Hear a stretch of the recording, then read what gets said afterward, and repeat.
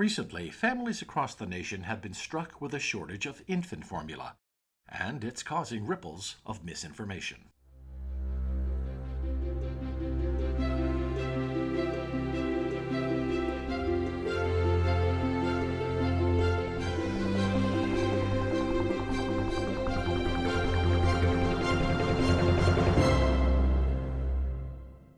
Welcome to Advancing Health, a podcast from the American Hospital Association. I'm Tom Hetterly with AHA Communications. Though efforts to alleviate the current recall on infant formula and related supply chain issues are in the works, many mothers and families are still struggling to feed their infants. The lack of support resources and the rise in prices have also contributed to the stress families are facing. In this podcast, Priya Batheja, Vice President of AHA Strategic Initiatives, sits down with Dr. David Paul, Service Line Leader of Women and Children at Christiana Care, and Christy Anderson, Clinical Nutrition Manager at Children's Hospital and Medical Center, to discuss ways their organizations educated and worked with families to identify alternate formula options and also mitigated misinformation.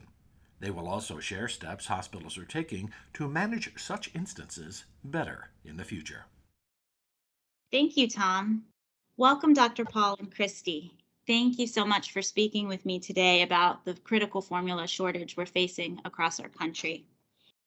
Can we start by having you share what happened at your hospital or health system as the formula shortage began? And Dr. Paul, maybe we can start with you and then go to Christy. Sure. Thank you, Priya, and it's a pleasure being with you today. We started to hear about the recall of some formulas at the same time that the public did in mid-February. I think it's important to know that most of the formula that we use in the hospital is ready to feed. So it didn't affect us in a big way. There are some specialty formulas that only come in powdered form. We were able to remove them from our supplies and find suitable substitutes at that time. And then as it became more widely publicized into May about the shortage in the community, we became aware at the same time as the public was becoming aware, really. Great. And Christy, how about on your end? So here in Omaha, Nebraska, at Children's Hospital and Medical Center, we started experiencing a lot of shortage issues related to both kind of formula and supply. So other things we purchased like sterile water, different bottles, nipples, things like that, started to be more of a problem to get with the COVID-19 pandemic, and were just really compounded by that 2022 large-scale formula recall from Abbott. So we have a centralized human milk and formula lab here that serves all of our inpatients. So our team has really kind of been battling over the last couple years, just the ability to get supplies and formulas that we need. And so we've kind of had to bounce between alternative options and ready to feed options versus their powder alternatives. So kind of as Dr. Paul mentioned, we try to use a lot of the ready to feeds when they're available. And specifically the little 2-ounce ready to feed nurse sets we use a lot of in our NICU. And we ran into an issue kind of before the recall occurred that was related to supply issues with the little plastic bottles that they were stored within. So we dealt kind of on and off issues where we couldn't get maybe certain types of formula that were in those ready to feed options in those 2-ounce serving sizes. So we then had to use the powder form, which unfortunately really created a lot more manual labor for our techs, because then they had to prepare those formulas when normally they were available on the units for the nurses to grab and feed the babies. I think additionally, there was a huge impact on our dietitian team, especially at the point that that recall occurred. And as Dr. Paul mentioned, I think because the news media and news channel got a hold of it before our reps could contact us, families and some of our staff saw that on CNN and some of the other news channels before our rep notified us. So in the morning, when I reached out to our Abbott rep, they were already on a national call trying to get caught up, get all the information that they needed. So we were kind of scrambling for a bit because the information at first was a little bit non-specific, where it said Similac, Alimentum, and Elecare. So we were questioning, do we need to worry about all of our Similac products? Is this just Alimentum? So there was still, as we were waiting and wondering, we started just kind of going through all the lot numbers that we had, plugging them into the site that they provided. So really time intensive, a lot of products we had to pull while we kind of waited for more guidance from our rep on what to do with it and how to move forward. So that seems really challenging that you heard about it at the same time that the public was learning about it. How did you help patients address this shortage as you were sort of learning at the same time as them? I think for my team, they tried to be just very objective and try to put their own stress with the situation aside because we just wanted to make the families feel at ease that we could guide them on an alternative if we needed to get an order changed, try to get it done right away, try to facilitate ways if they're in the outpatient setting, how they could access that right away. At the time, we still had good supply of formula, like samples that reps would issue to us to keep in our clinics. So in some cases, we were able to provide families with a can of formula until they could get their supply ordered in. That in current state is kind of no longer the situation since formula samples were kind of halted in our current state and status of the product supply. But initially, we really tried to work to get them changed over to kind of equivalent products or look at patients that could potentially be challenged to maybe a step down formula that was more readily available. We also had a lot of patients that successfully moved from amino acid formula to a more commercially food blended formula, which was, I think, positive for multiple reasons. I think it's nice to be able to transition down off of those amino acid formulas whenever we can. So we did see some good successes with that, but it is certainly challenging when you have those patients that can't tolerate much more than what they're currently getting and then they can't get it. And Dr. Paul, how did you address this and help your patients with the shortage at Christiana Care? Sure. And if I could just add to what Christy just mentioned, I think it's important to know that the issue of bacterial contamination in powdered formula is an older one. And there were some CDC guidelines on that dating back 15 or so years ago. So we have tried to remove as much powdered formula as we can from our stocks, particularly in the neonatal intensive care unit where babies are very vulnerable to that issue. Now, most powdered formula is safe. It's a rare occurrence, so parents shouldn't worry. There are cases where there are no alternatives but to use powdered formula, in which case we really want to reassure families that it's safe. There are also some families that want to bring in their own formula from home for various reasons. We really discourage that because of the potential risks. And we feel much better if we can control the environment of mixing formulas in the hospital. So important to reassure families, important to know that this has been an issue that we are prepared for because it's something that's really, in a sense, dated back 15 years. The major concern for families now is really getting formula in the community after they've left the hospital. And we've done a lot to work with our community partners to make sure patients and families have as much information as possible as they're searching for formula in the community. So we worked with our external affairs team, put out some social media messages about what to do if you can't find formula and what not to do.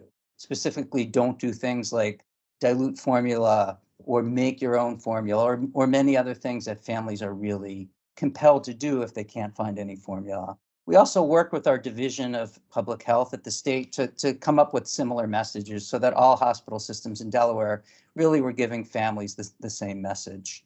And the WIC offices in Delaware gave some really nice graphics for families about what equivalent formulas were so that if families were struggling to find one particular formula, there were some infographics available for them to know what other formulas they could potentially use.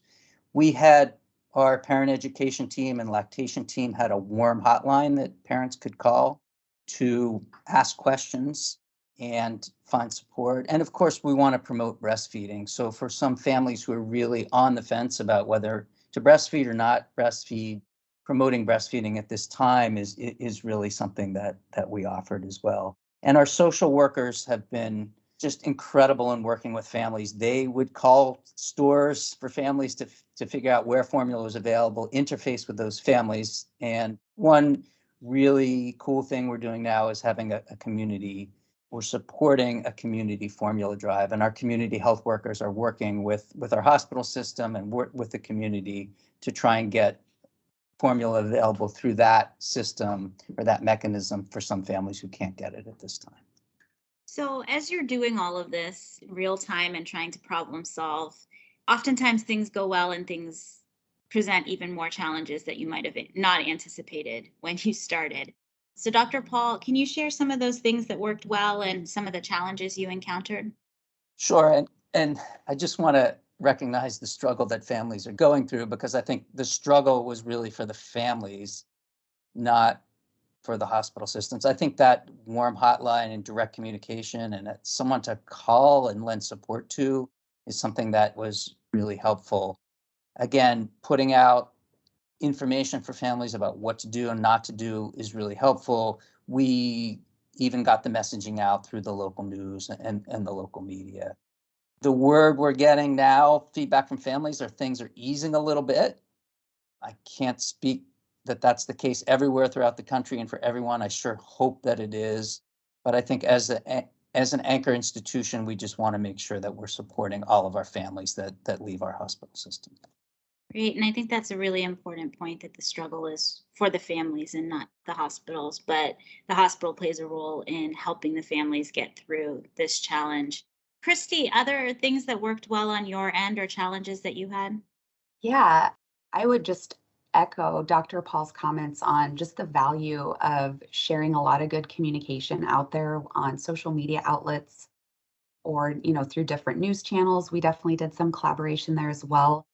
I really love the idea of the hotline. That I think that's awesome that your hospital put that together. I think at the end of the day, as a parent, you're just in that moment very stressed, very frustrated, and very scared on how you're going to be able to feed your child. And having someone to contact and be able to talk through it with, I think is super helpful.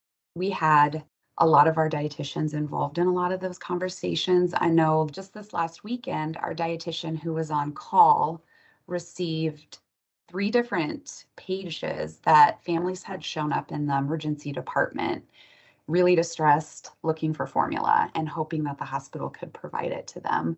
And so we're still seeing some of those things happening. So I'm glad that at that point we have the social worker and the dietitian available to try to help them get the formula they need, or if it's a matter of finding an alternative. The social worker is so helpful, especially for the families that maybe have financial challenges, if they're using WIC resources to obtain formula, or if they just have transportation issues, maybe they can't travel all over town to a bunch of different stores to look for what they need. So all in all, I think I appreciate all that, awareness of just needing that support system to be able to help guide families real time and to be able to put out really reliable information. I know that with all the different news channels and plus social media conversations that, people have, there's a lot of misguided information put out there as well. So it's nice to have, reputable resources put out there that can be shared through hospital systems and through really reliable sources that the families feel they can, get through this. We're going to get through it and we're going to help them get through it. And again, just to echo Dr. Paul's comments on some of the homemade recipes that are shared out there and have been on social media are very concerning. They're not using safe ingredients, or they're using very, very interesting ingredients, and they're just not nutritionally sound to meet the needs of those infants or children. So definitely encouraging families, whether they start with their medical home or their pediatrician, but just to reach out and get connected to the support that they can get the right information, I think is so important. The other thing that I think my team noticed, as there was just a lot more thoughtful consideration put into the decision to change a patient to formula or to change their formula, because before it was really easy to say, oh, it seems they're a little more fussy the past few weeks. Maybe it's related to the formula. Let's try a different one, where that's not really just the easiest resolution anymore.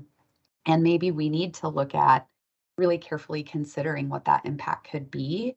And also, as Dr. Paul mentioned, just really utilizing our lactation consultants to really offer some of that support too, and encouraging and providing resources that can really help those moms be successful if that is their goal, and just creating more awareness around what that current formula situation is so they know, kind of what the lay of the land is at this point in time.